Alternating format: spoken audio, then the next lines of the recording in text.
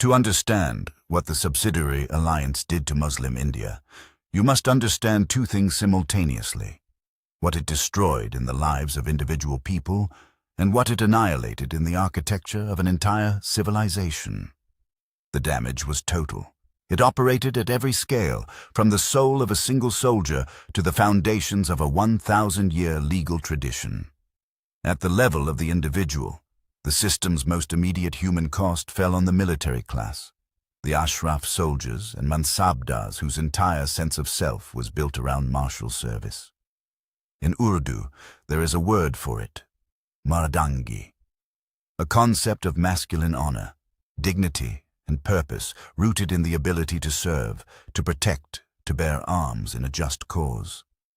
When the company's subsidiary treaties disbanded the armies of Awadh, Hyderabad, and Mysore, yet it did not merely take away a job, it amputated an identity. Tens of thousands of men were left without livelihood, without purpose, and without the social standing that had defined their families for generations. And yet, and here history produces one of its most painful paradoxes, the very political death of these courts gave birth to a cultural renaissance. Rulers stripped of armies and diplomacy poured their residual wealth into poetry, music, and architecture. The Lucknow of the later Nawabs became one of the most luminous centers of Urdu literary culture the world has ever seen. Beauty flowering from the wreckage of power, a civilization singing its own elegy. But zoom out, widen the lens to the macro level, and what you see is catastrophe without any consolation.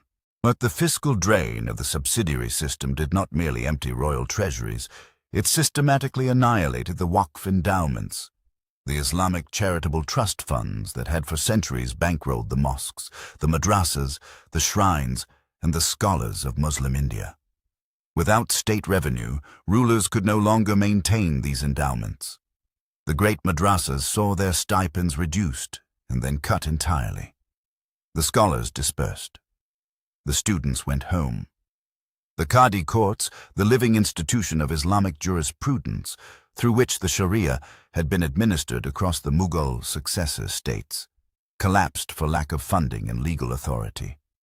The judicial tradition that had structured Muslim civil life for centuries was severed, not by theological crisis, but by the mundane brutality of a missed budget line.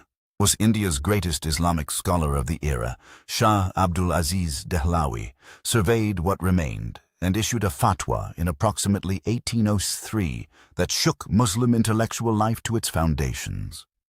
India, he declared, has become a land in which the injunctions of Islam cannot be enforced.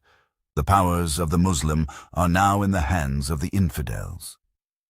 India was now Dar-ul-Harb, the house of war, and fighting the European was a duty towards Allah.